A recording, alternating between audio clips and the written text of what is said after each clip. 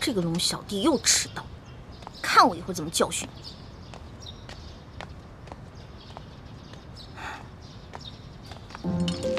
老大，你又迟到又迟到啊！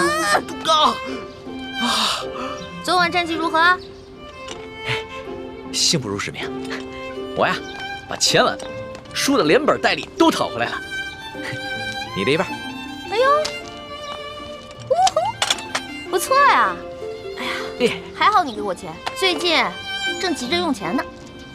老大，这皇宫里边有什么能用得上钱的地方吗？哎呀，这你就不懂了吧？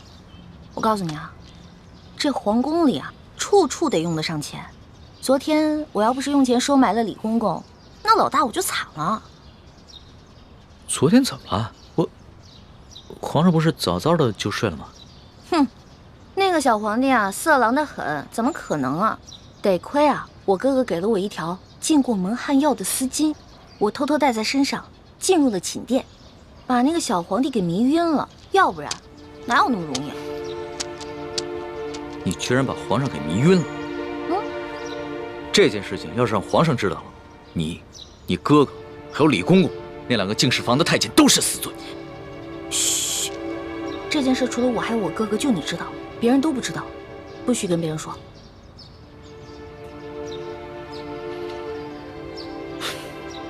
老大，你不应该告诉我，陷我于两难。如果我跟皇上说了，那就是对你不义；如果不说，那就是对皇上不忠。我又不是去害皇上，我是为了自保。哎，你可别为了你的主子皇帝出卖我啊！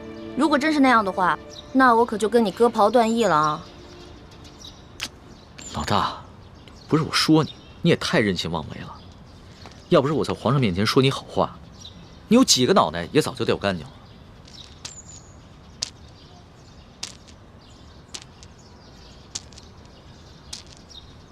好了好了好了，那我不也是一样吗？如果我不是为了你，我怎么可能听鳌拜的话要入宫呢？虽然我武功不高，但是我轻功可以，我可以逃跑吧？我不都还是为了你吗？行，就冲着老大对我这份情谊啊，我说什么也要在紫禁城里面保护你的安全。但是咱俩可说好了，你可不能做什么太过分的事情。尤其是不能伤害皇上，要不然的话，连我都保不住你，明白吗？放心吧，其实我这个人吧，挺怕死的。再说了，我怎么可能连累我的龙小弟呢？还是老大够意思。这脑袋长得真像鸡蛋。老大，这2个晚上和皇上相处下来，你觉得他怎么样？这小皇帝嘛，有点风流，有点色，但人还是不错的。对我吧，也挺宽容的。最主要的是，他酒品跟毒品不错。我跟你说啊，看一个人，如果他的酒品跟毒品都好的话，基本上这个人也不会差到哪儿去。还从来没有人这么评价过皇上。要是皇上听到了，肯定会觉得很有趣儿。啊，我跟你说的可都是私房话，你可千万不能告诉别人。我知道，我们俩之间的小秘密。耶！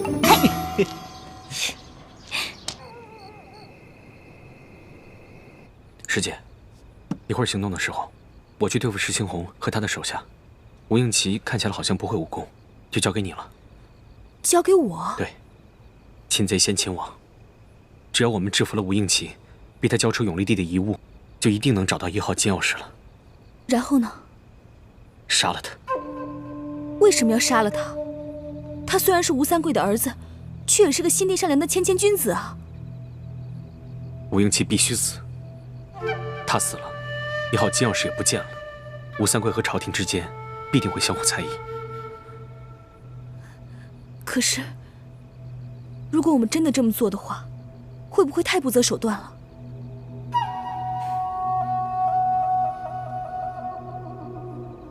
师姐，不要忘了我们的大业。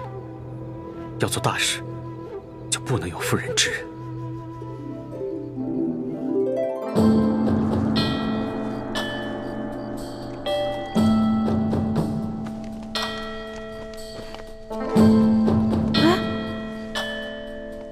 我的衣服和丝巾呢？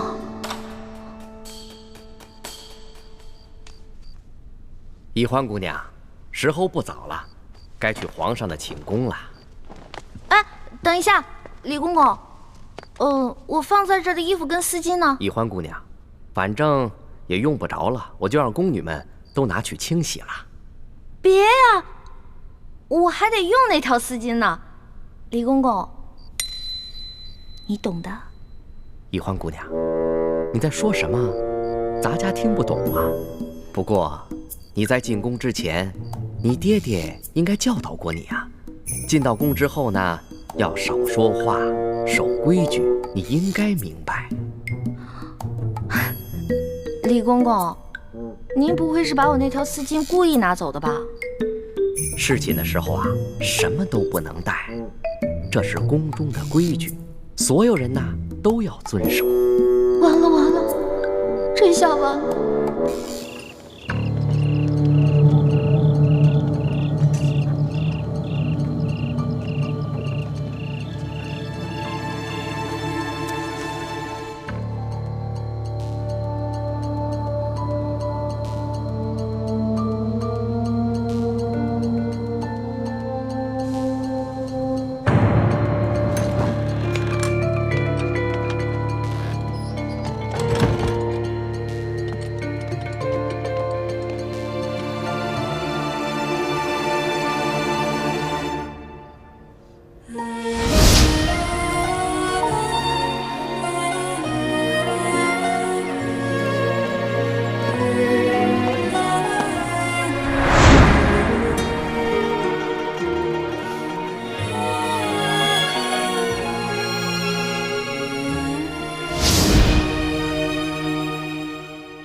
都给我精神着点，提高警惕，听见没有？听见了。仔细着点。哎。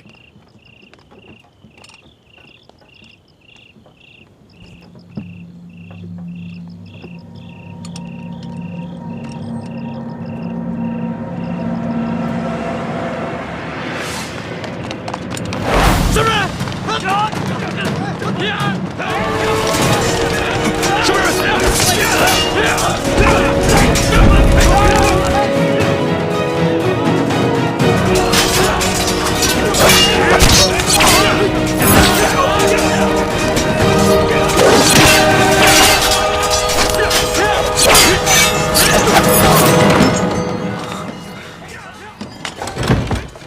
师姐，情况有变，除了我们，还有另外一帮人也在暗中行动。他们已经在后院里跟护镖的侍卫们打起来了。他们是什么人？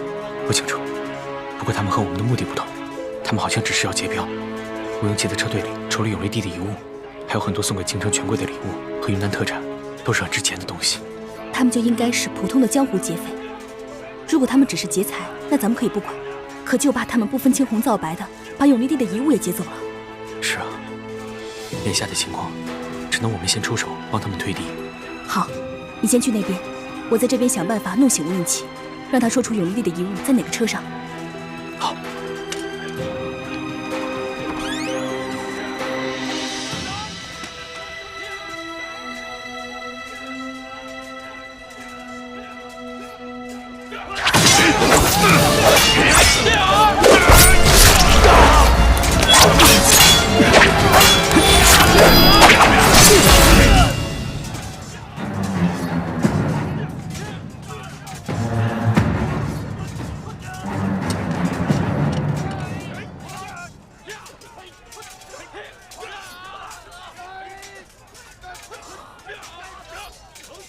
倩影姑娘，你怎么会在这儿？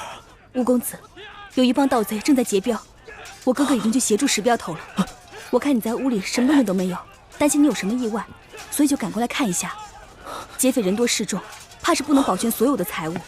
不知你那几车货里有什么是需要我们重点保护的？有一车货，万万不能有所闪失。我的头好痛。吴公子，那帮劫匪不仅劫财，还要放火烧了这客栈，我先扶你逃出去吧。好，来。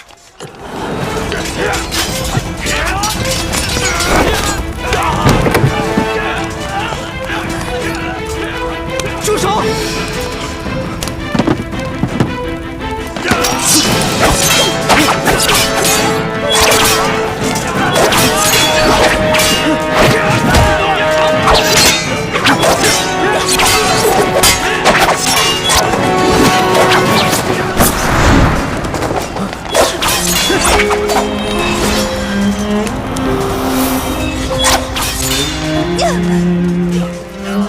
手！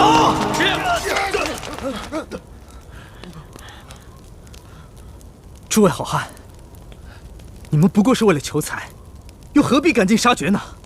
我这几车货物，装的全都是值钱的金银珠宝，你们尽可以带走。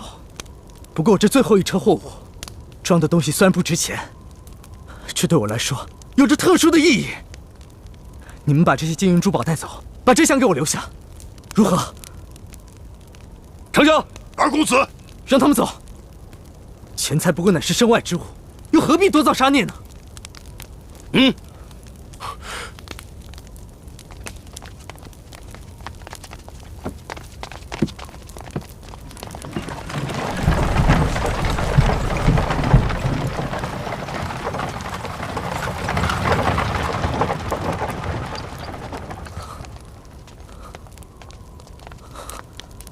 没事吧？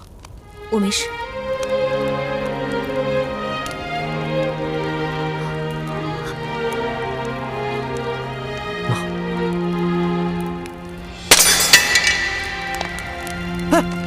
姑娘，怎么办呢？今晚没了司机，哎呀，李公公这个家伙，肯定是识破了我的丝巾有迷药，怕他干洗。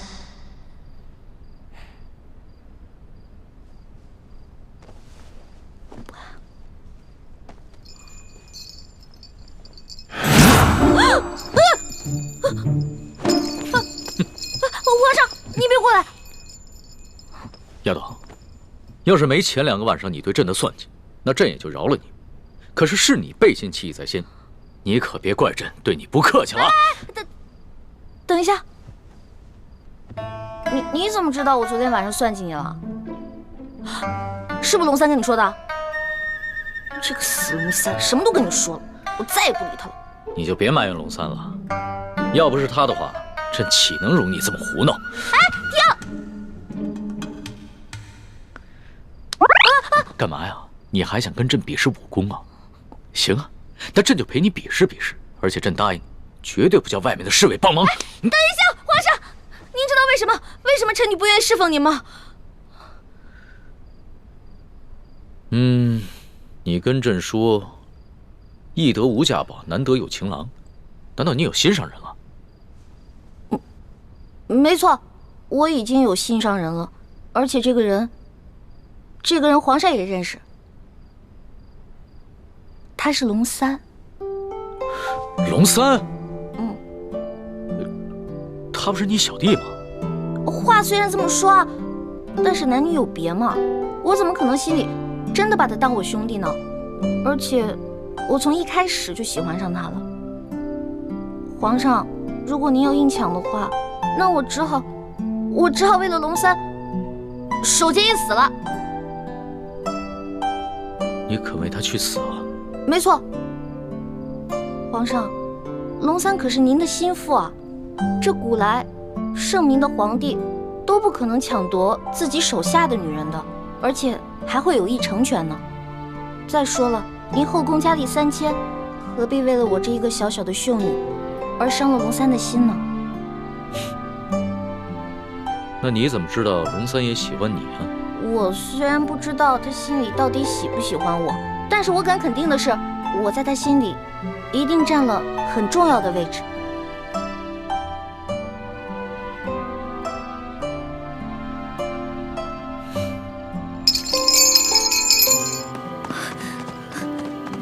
叶姑娘，叶姑娘，你等等！吴公子，你别追了，这3更半夜，荒山野岭的，实在是不安全。我不怕，我担心你。姑娘，你本是行侠仗义的江湖儿女，武功高强，勇敢善良，可是内心却不该如此的脆弱。况且一个人的容颜再美，也会逐渐老去。我们应求心之快慰，而不是因为皮相上的一点小瑕疵，就郁郁寡欢。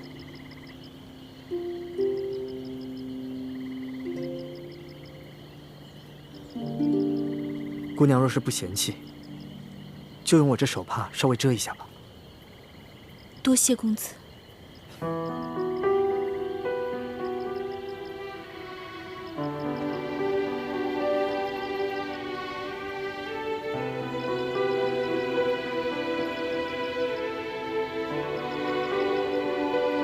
姑娘，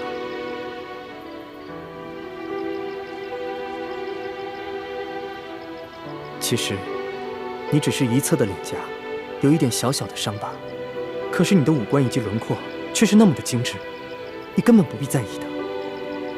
多谢公子温言开解，只是你不明白，我最在意的并不是这脸上的伤痕，而是……我明白了，其实你真正的伤痕源自你的心里。姑娘，你如果相信我的话，不妨对我直言相告，我愿与你一同分担。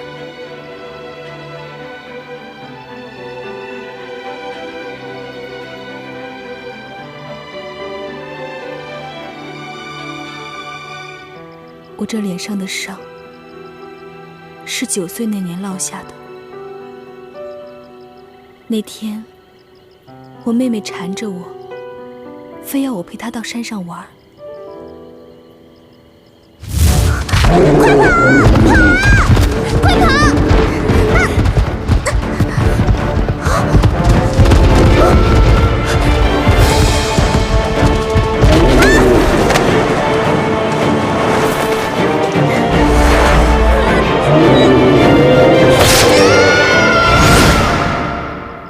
我能明白你的感受，在那么危急的情况下，你的爹爹没有先救你，而是救你的妹妹。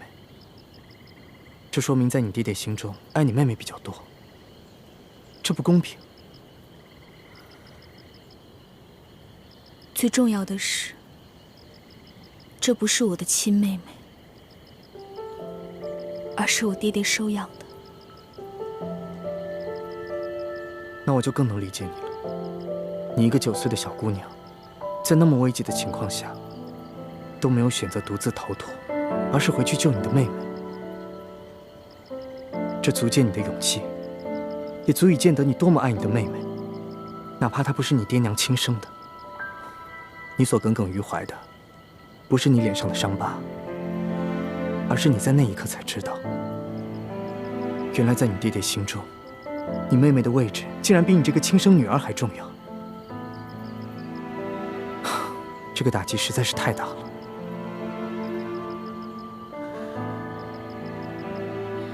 谢谢吴公子这么理解我，让我说出了藏在心中这么多年的心事。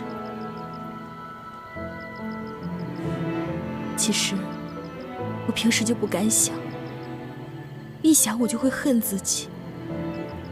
你居然会嫉妒你妹妹，你不是应该为妹妹的平安而感到高兴吗？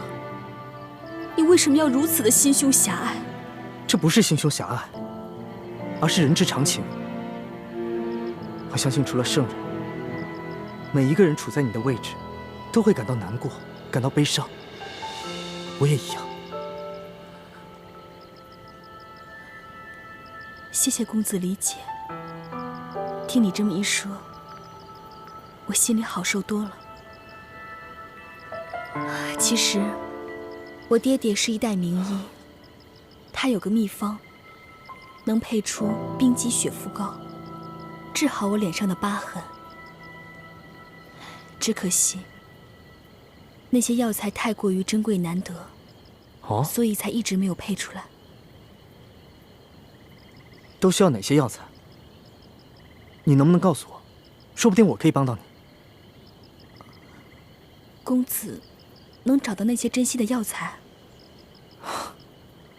实不相瞒，我乃是平西王府的2公子。哎，我们平西王府的药库啊，比之皇宫里的药库也相差无几。原来公子是平西王府的小王爷啊！公子身份显贵，我只是跟着兄长浪迹江湖的贱民，和公子地位悬殊，还妄想和您做朋友，实在是高攀了。你这是什么话呀？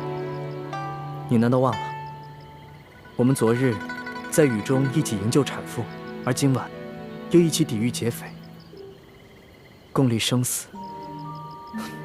这是何等的情谊啊！你如果再提什么身份贵贱，那岂不是俗气了吗？想不到，小王爷也是性情中人。倩影姑娘，你如果真的拿我当朋友啊，就不要再叫我什么小王爷了。何况我也是庶出，也没有资格继承我父王的爵位。我看干脆啊，以后我们就直呼其名，好不好？那以后我就称你二公子。哎呀，快点！石镖头，二公子，你可算回来了。我刚才腿受伤了，根本就追不上你们。叶少侠也找你们去了。我没什么事，刚才不过是陪倩影姑娘在外面散了散心。啊，今天多亏倩影姑娘和叶少侠相助，不然我这一车祸怕是保不住了。公子不必多礼，我们既然有缘同行，就是朋友，互相帮助也是应该的。不知那车货装的是什么，竟然比那些财宝还珍贵。你问这个干什么？我只是出于好奇，如果不方便回答，就当我没问。嗨，也没什么不能说的。这车货物啊，是我奉旨押送的前明永历帝遗物。二公子，石镖头，事到如今，如果再遮遮掩掩的话，那岂不是太不够朋友了吗？本来啊，我父王打算派200精兵护送我前往的，但是我嫌因此会惊扰沿途的百姓，所以便伪装成运镖的，低调行事。可是没想到，还是碰到了劫匪。事到如今，我也不敢再贸然前行了。就快进入山西境内了，我也只能派人通知山西总兵书记，让他派人护送我进京。公子体恤百姓，实在是令人感动。不过，就算是今晚出了意外，刚才那些劫匪也只是看中了财物，如今剩下这一车，在常人眼里看来，并不值钱的东西反而安全了，又何必再惊动当地的官府呢？倩影姑娘说的也有道理。公子，万万不可呀！这车货虽然不值钱，但毕竟是朝廷下的明旨所要，就一定有它特殊的用意。万一再出了意外，不仅卑职性命难保，只怕还会连累到公子，甚至王爷。所以，万万不可再大意，还是尽快通知舒总兵前来护送的好。好吧，就按你说的办吧。这帮劫匪个个武功高强，不像是乌合之众，倒和我们一样，像是经过特殊训练的。我虽然之前练功走火入魔受了内伤，但对付几个劫匪不应该如此吃力，而且他们的身份很是蹊跷。但他们却只是劫财，对吴应奇押送的永历帝遗物却一无所知。石青红已经连夜派人去通知山西总兵书记，恐怕过不了几日，就会有大批的人马前来护送。到时候，你我再想下手，恐怕就难了。那你的意思是？先下手为强，趁着天色还没亮，石青红又受了伤，杀了吴应奇，拿到金钥匙，这样就可以挑起朝廷和吴三桂的内斗。这，叶师弟，你这内伤还没好，而我也不想滥杀无辜。哎，不如我们换一个办法。那你有什么好办法？这吴应奇是个文弱书生，毫无江湖经验。今夜我们帮他击退劫匪，他已把你我当成朋友。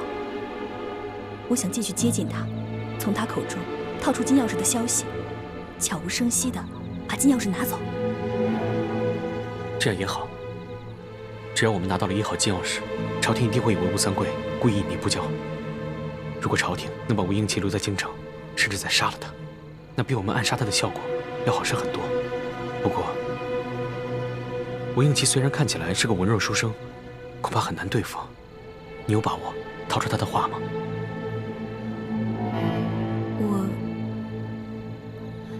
我试试。刚才我看你逃走，吴应奇居然不顾一切、奋不顾身地追了出去。看来他很在意你啊。哎呀，叶师弟，你别乱猜。以他的身份，怎么会在意像我这样的女子啊？师姐，我知道你平时有些自卑，所以沉默寡言，也不愿意跟我们这些师兄弟亲近。其实你脸上只是有一点小伤，其他都无可挑剔。在我们大家心中，你也是一个非常完美的姑娘。我看得出来，吴英奇对你很有好感。你何不就此机会，兵不血刃的拿到金钥匙呢？老大，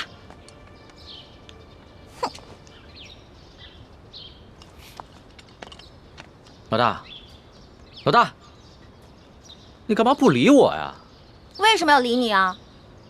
我们明明说好了，不许把我们之间的秘密告诉那个色狼小皇帝，你为什么要告诉他呀？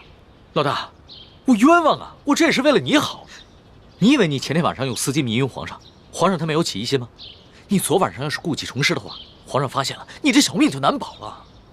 所以啊，我才去找李公公，让他把你的丝巾给收了去，还在皇上面前替你百般求情。没想到你反过来还怨我，狗咬吕洞宾，不识好人心。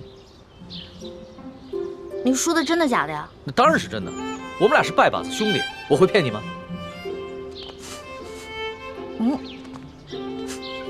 昨晚又喝酒了？没有，嗨，我哪能天天不务正业的喝酒赌博呀？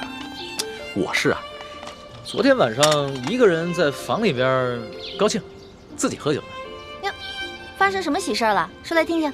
昨晚你回了储秀宫以后，皇上把我给召了过去，把你跟他说的话都跟我说了。我从一开始就喜欢上他了。皇上，如果您要硬抢的话，那我只好为了龙三守节一死了。所以，老大，你跟皇上说的都是真的，对吧？我是怕皇上假戏真做，所以我才骗了他。龙小弟，你千万别误会啊！你只是骗皇上？是啊，你想，如果我不把你拿出来当挡箭牌，那皇上肯定会吃了我呀。那你对我？我对你，我们当然是好兄弟了。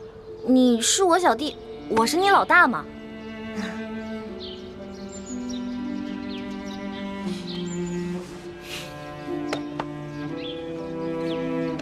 怎么了？你生气了？不是生气，也许你就是情窦未开，说了你也不懂，或者是你根本就是在装傻，所以不论我怎么说，你都会装着不懂。我们两个不是一直挺好的吗？我们俩是兄弟，这样相处不是也一直挺好的吗？那是以前，那是我还以为你是个男人的时候。可你现在呢，就是一个明艳动人、活泼可爱的女子，我怎么把你当成同性兄弟看待啊？龙小弟，我忘了告诉你了，我其实从小就许配给人家了。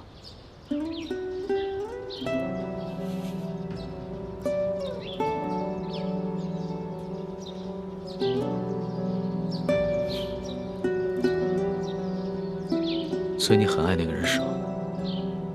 为了他，你连皇上的临幸也不要，对我更是不屑一顾。也不是啦，我们两个从小就定下来的亲事，我跟他从小青梅竹马，他呢对我特别好，我也挺喜欢他的，但是我不知道我对他的喜欢是不是你们说的那种男女之情。我看得出来，你现在说的是真的。那是不是不论如何，不管你待他的情感怎么样，你最终都会嫁给他？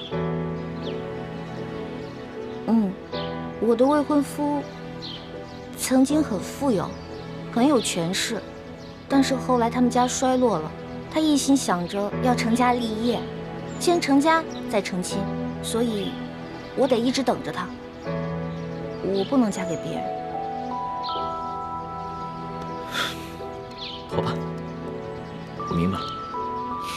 但是皇上信以为真了，他跟我说了，为了照顾我的感受，从今天晚上开始，不会再找你侍寝了。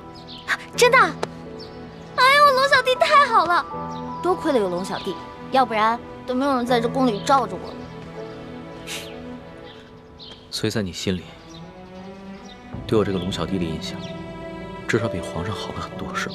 那当然了，咱们两个属于一见如故。这要是皇上跟我拜把子呀，我才不跟他拜呢。皇上怎么可能跟你拜把子？皇上他是一国之君，不可能跟你拜把子的，更不会有福同享，有难同当。也是，其实皇上挺可怜的。你说皇上可怜？对啊，我还是第一次听见有人这么说。他是皇上，一国之君，可是呢，没有人会把他当成真心的朋友的，也没有一个女孩会真心的喜欢他。但是你不一样啊，你虽然不是皇上，可是你身边一定会有很多真心的朋友，也会有很多女孩真心喜欢你的。也许是吧。倩影姑娘，要不还是我和你哥哥骑马，你坐我的马车吧。哦，吴公子，还是我骑马，你坐车吧。这是什么话呀？哪有让女孩辛苦骑马，而我坐马车的道理呢？妹妹，吴公子的一番好意，你就不要推辞了。请，来，我扶你。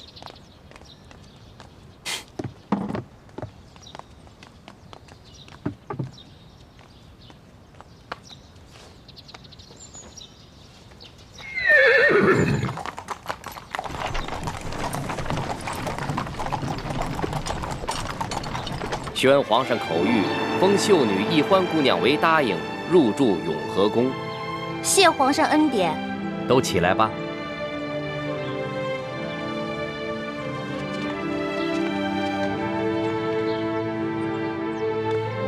哟，易欢，你这一连侍寝3日，我们还以为皇上多宠爱你呢，没想到就封了个品阶最小的答应。答应就答应吧，反正对我来说都一样。易欢姑娘，您也不必失意。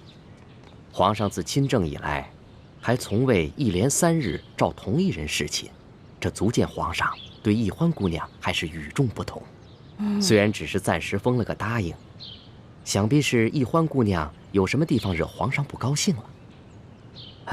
皇上只是稍稍惩戒一下，只要易欢姑娘能够吸取教训，想必皇上还会有恩旨的。谁要讨好那个色狼皇帝了？我才不在乎什么品阶呢。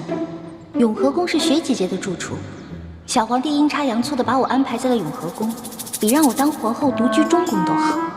易欢姑娘，永和宫的住处已经收拾妥当了，随奴才前去吧。有劳李公公。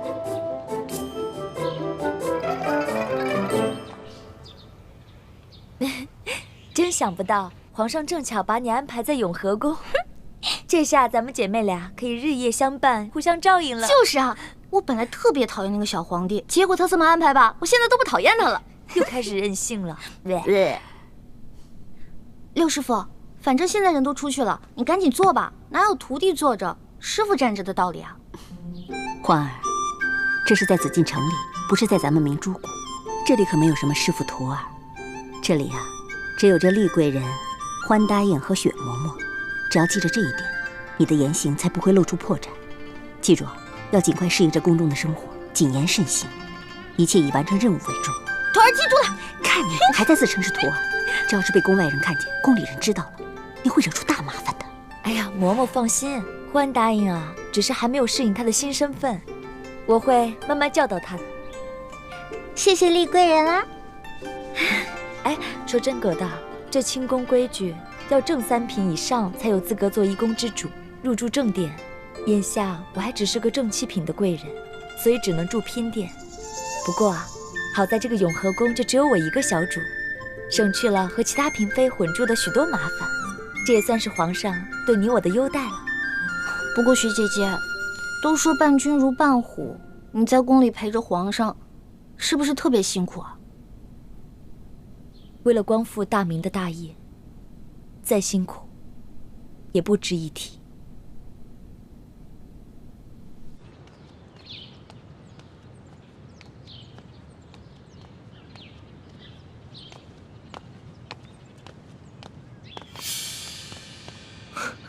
李公公，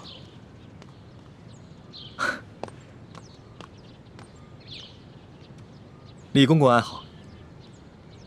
你是那个太医院新来的李太医吧？正是，卑职乃陕西榆林人士，刚入太医院不久，还望公公多多关照。好说，好说，好说。哎，你刚刚说你是陕西榆林人士？正是。听公公的口音，也是陕西人吧？哼，咱家也是陕西榆林人士啊，入宫几十年了，没想到在宫中还碰到了老乡。看来卑职跟公公还真是有缘，不仅是同姓，还是同乡呢。不知公公老家在榆林何处啊？咱家在榆林皂角村。那真是太巧了，卑职老家也在榆林皂角村。哦，公公家里都有何人呢？说不定我还认识呢。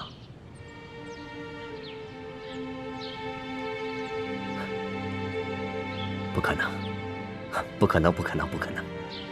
咱家进宫已经30多年了，那个时候家乡闹兵祸，我的家人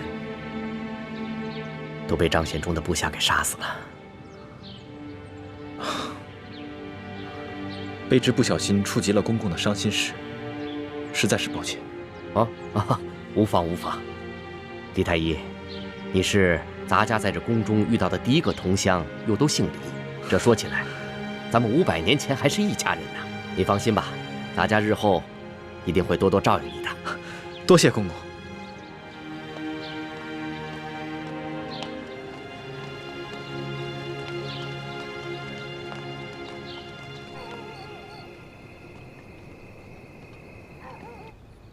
一个人的容颜再美，也会逐渐老去。我们应求心之快慰，而不是因为皮相上的一点小瑕疵就郁郁寡欢。姑娘，其实你只是一侧的脸颊有一点小小的伤疤，可是你的五官以及轮廓却是那么的精致。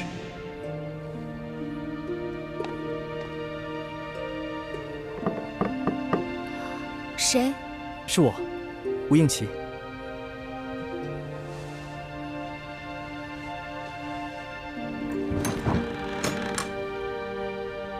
倩影姑娘，这么晚了，没打扰你休息吧？哦，请进来坐。啊，我就不进去坐了，以免被好事之徒看到，有碍姑娘清誉。哎，对了，我看昨日你的行李被劫匪烧毁了，这是我为你准备的一些衣衫服饰，不知姑娘可否喜欢？多谢公子。那时候不早了，我就先告辞了。哎，等一下，公子，你的腿怎么了？说来也惭愧，许久不骑马了，蹭破一点皮儿，不碍事的。啊，那明天你乘车，我骑马吧。那怎么行？姑娘的肌肤肯定比我的更娇嫩，哪有让姑娘骑马的道理啊？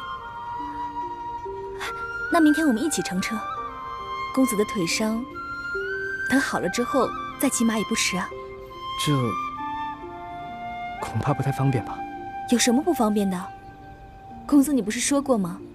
你我是朋友，如果再在乎那些身份贵贱，就未免太俗气了。那同理，只要我们心无邪念，又何必在乎男女之别和他人的口舌呢？姑娘倒真是洒脱，倒是我太拘泥于礼法了。那就先这样，我告辞了。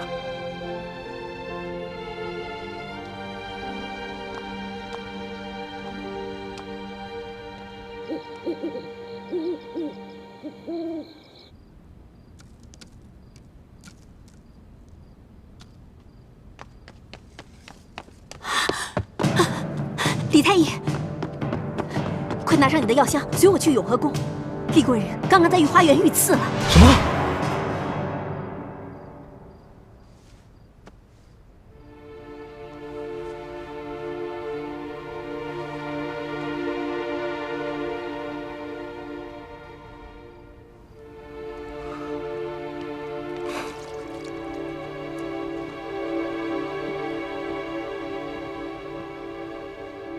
还好没有伤及要害。他的伤我已经处理过了，只是因为失血过多，暂时还昏迷不醒。究竟是什么人这么大胆，居然敢在御花园行刺后宫嫔妃？今夜，皇上召见厉贵人，去御书房下棋，下至半夜才让他回来。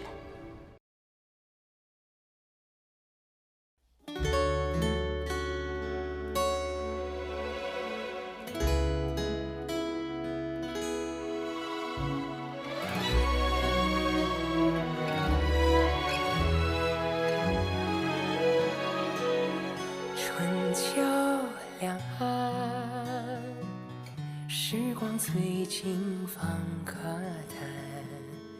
一生的愿，将心留于人世间。手握乾坤，仙风女子在云端。花开之间，留蝴蝶掌心清泉。天与地，开在眉间，叹千秋，万事还原，心中细流，回远方清泉，回首一生路漫漫。天与地，开在眉间，叹千秋，万事还原。